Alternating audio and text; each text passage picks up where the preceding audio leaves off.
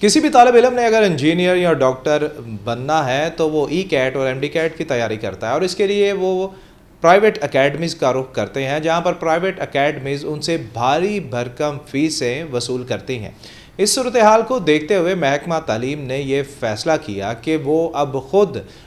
طلباء طالبات کو سرکاری کالجز میں ای کیٹ اور ایم ڈی کیٹ کی تیاری کرائیں گے۔ اس حوالے سے گزشتہ سال سے سیشن جو ہے وہ شروع ہوئے۔ 5 مہینے کا یہ سیشن ہوتا تھا اور 20 ہفتوں پر مشتمل کلاسز ہوتی تھیں،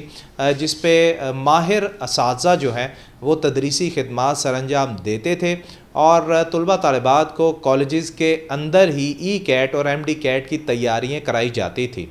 اب ایک سیشن مکمل ہو گیا اور طلباء طالبات جو ہیں انہوں نے ای کیٹ اور ایم ڈی کیٹ کے امتحانات بھی دے دیے، لیکن ایک طرف تو حکومت پنجاب نے، محکمہ تعلیم نے جو پرائیویٹ اکیڈمیز ہیں ان کا دھندا بند کیا، لیکن دوسری طرف وہ ماہر اساتذہ جنہوں نے ای کیٹ اور ایم ڈی کیٹ کا تدریسی عمل شروع کیا اور طلباء طالبات کو تیاریاں کرائیں، وہ بیچارے ابھی تک معاوضوں سے محروم ہیں۔ اس پہ ستم ظریفی یہ ہے کہ محکمہ تعلیم نے ان اساتذہ کو اعزازیات دینے سے انکار کر دیا۔ چونکہ ای کیٹ اور ایم ڈی کیٹ کی کلاسز شروع کرنے کے لیے لاہور سمیت صوبے بھر سے 50 بڑے کالجز کو منتخب کیا گیا، اور ان کالجز میں ای کیٹ اور ایم ڈی کیٹ کی کلاسز کا اجرا کیا گیا، لیکن ان اساتذہ کو معاوضہ جو ہے وہ فراہم نہیں کیا گیا، اور محکمہ ہائر ایجوکیشن نے کالجز کو احکامات جاری کیے کہ وہ اپنے فنڈ سے ان اساتذہ کو اعزازیہ فراہم کریں جو ای کیٹ اور ایم ڈی کیٹ کی کلاسز پڑھا رہے ہیں، اور بچوں نے ای کیٹ اور ایم ڈی کیٹ کے امتحانات دے دیے، لیکن اساتذہ جو ہیں وہ معاوضے سے محروم رہے ہیں۔ سرکاری کالجز میں ایم ڈی کیٹ اور ای کیٹ 2025 کی تیاری کے لیے 5 ماہ کی کلاسز جو ہیں وہ کروائی گئی تھیں، جن میں مختلف مضامین کے لیے ماہر اساتذہ نے تدریسی خدمات سر انجام دی۔ اب جو محکمہ ہائر ایجوکیشن کی جانب سے مراسلہ جاری کیا گیا اور کالجز کو احکامات جاری کیے گئے ہیں، ان میں کالجز کو یہ کہا گیا ہے کہ بھائی محکمہ تعلیم تو آپ کو فنڈ جو ہے وہ فراہم نہیں کرے گا، آپ کے پاس جو موجودہ فنڈز پڑے ہیں ان سے اساتذہ کو اعزازیہ جو ہے فراہم کیا جائے۔ جن فنڈز کا ذکر کیا گیا ان میں جرنل فنڈ، فائن فنڈز اور لیب اور لائبریری فنڈز، یہ وہ فنڈز ہیں جن کا ذکر کیا گیا ہے مراسلے میں محکمہ ہائر ایجوکیشن کے، اور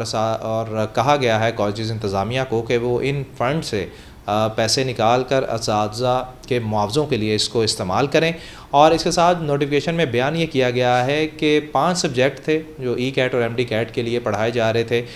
بایولوجی کے لیے اساتذہ کو 1 لاکھ روپے معاوضہ جو ہے وہ دیا جائے گا، فزکس اور کیمسٹری کے لیے بھی اساتذہ کو 1 لاکھ روپے معاوضہ دیا جائے گا، انگلش اور لاجیکل ریزننگ کے اساتذہ کو 50,000 روپے معاوضہ جو ہے وہ دیا جائے۔ اس کے ساتھ جو شیڈول جاری کیا گیا تو اس کے مطابق بایولوجی کے لیے 192 لیکچر جو ہے وہ دیے گئے، فزکس اور کیمسٹری کے لیے 116، جبکہ انگلش اور لاجیکل ریزننگ کے لیے 58 لیکچر جو ہے وہ رکھے گئے تھے، اور اساتذہ نے پڑھایا بھی بچوں کو، اور بچوں نے ای کیٹ اور ایم ڈی کیٹ کے امتحانات بھی دے دیے۔ لیکن اب بات یہ ہے کہ محکمہ ہائر ایجوکیشن نے کالجز کو، جو 50 بڑے کالجز تھے جنہوں نے ای کیٹ اور ایم ڈی کیٹ کی کلاسز پڑھائیں، ان کو یہ کہا کہ ہم تو آپ کو فنڈز نہیں دیں گے، آپ اپنے فنڈ سے جو ہے وہ اساتذہ کو معاوضہ فراہم کریں۔ اچھا، یہ جو 50 بڑے کالجز ہیں ان میں سے بیشتر ایسے کالجز ہیں جن کے پاس فنڈز کا فقدان ہے، لہٰذا وہ کالجز سربراہان اس وقت شدید پریشانی میں شکار ہیں کہ کس طرح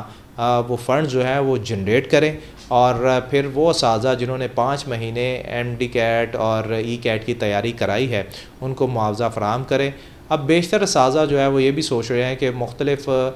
فنڈز جو ہیں وہ جنریٹ کیے جائیں، چاہے اس میں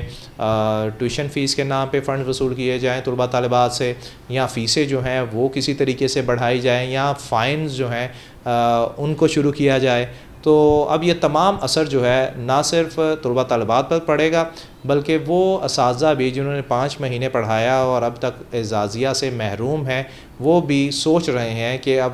نیکسٹ سیشن جو ای کیٹ اور ایم ڈی کیٹ کا ہے اس میں وہ اپنی خدمات سر انجام نہ دیں۔